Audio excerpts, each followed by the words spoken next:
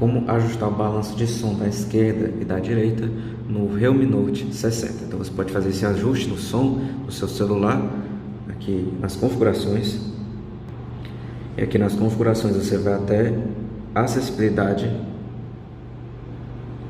vai aqui na opção ajuste de áudio.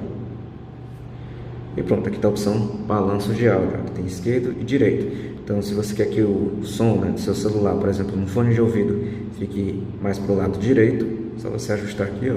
Por exemplo, seu fone está com um problema, né? Ele está mais alto do lado esquerdo do que no lado direito. Então, você aumenta mais o volume para o lado direito para equilibrar, né, fazer esse ajuste.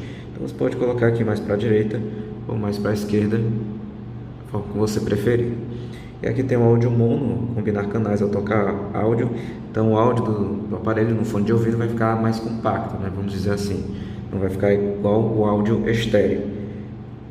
Mas é assim que você ajusta o balanço de som do Realme Note 60. Era esse o vídeo e até o próximo.